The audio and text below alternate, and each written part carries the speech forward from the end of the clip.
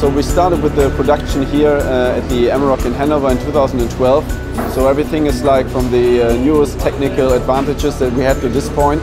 So in this part we are building the chassis of the Amarok. Yeah, I think it was just time for the Amarok to get a new motor. I think every customer and everyone who drove the car just was waiting for it to get a V6. You know, it's just fitting to the image of the Amarok. It's just a strong, powerful car. And everyone here was very excited when they made the decision to get a little more horsepower underneath it. And you have driven it? I have driven it once, but only for just a small way inside here. So I couldn't really unleash the power which is maybe underneath it. But I'm looking forward to do it sometime. What we have here is the bare naked V6 Amarok chassis. A couple of things that are really important.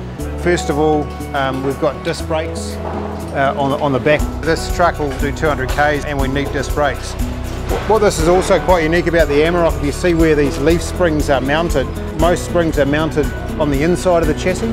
Volkswagen puts it on the outside of the chassis, which does a couple of things. It makes the handling out of this world, and also if you look at the size of the mounting points for the leaf spring, I mean they're industrial proof. So they're sort of 2 or 3 times what you'd normally find on a ute, which is pretty impressive.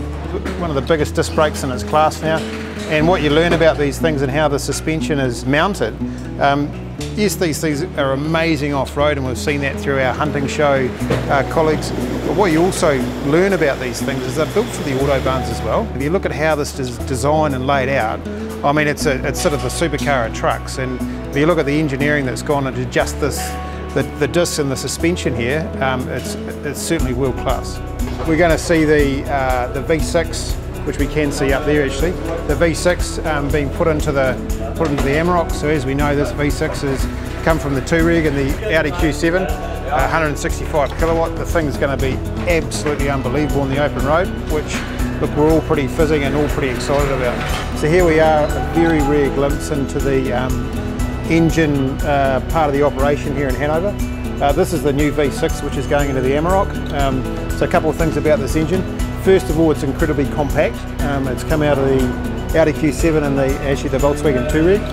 Turbocharged. What's special about this engine, 165 kilowatt. It's got an overboost function in this turbo which boosts it up to about 180 kilowatt for overtaking about 10 seconds. But what's really important is that it's got 550 newton meters of torque, and the torque comes in really, really low in the rev range, which means that you're using all that power all the time. This is the 8-speed gearbox, which is a bulletproof gearbox. So we've had the 8-speed in for a number of years. Oh, there we go, we're off. So that's on its way to get married into an Amarok somewhere and hopefully end up on our shores in New Zealand.